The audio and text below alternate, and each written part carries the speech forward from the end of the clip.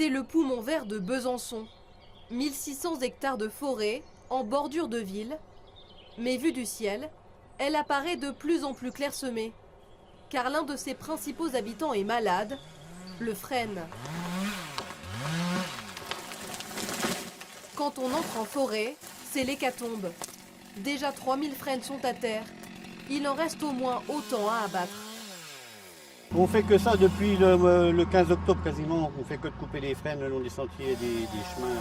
En 30 ans de forêt, oui. C'est la première fois que je vois ça.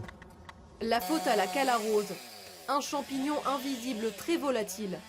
Importé d'Asie, c'est en Franche-Comté qu'il a été détecté pour la première fois en 2008, avant de s'étendre à presque la moitié de la France.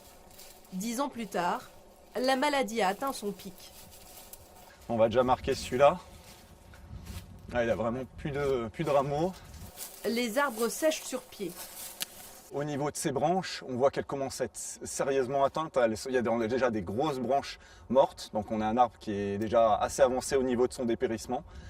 Un diagnostic qui va se confirmer lors de son abattage.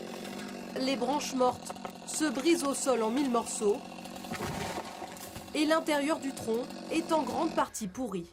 Donc là, on voit que c'est une cavité qui est vraiment montante. Pour le coup, je peux mettre mon bras dedans et puis elle se poursuit dans l'arbre. Donc il y a vraiment toute une zone qui est atteinte avec une grosse fragilité. Puis on voit que la pourriture, elle revient aussi sur l'extérieur de l'arbre.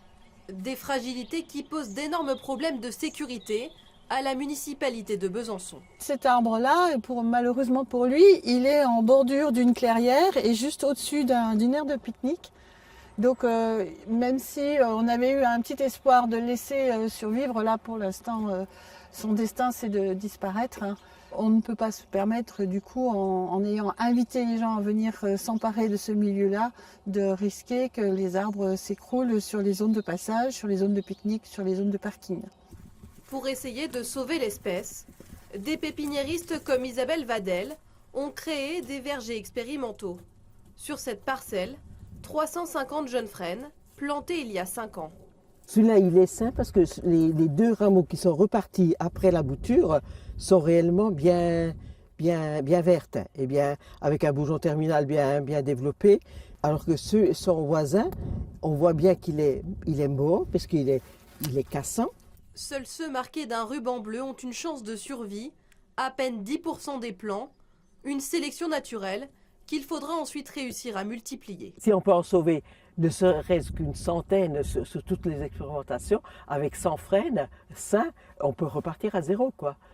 Mais cela prendra du temps, au minimum un demi-siècle avant que des frênes résistants à la maladie ne viennent recoloniser nos forêts.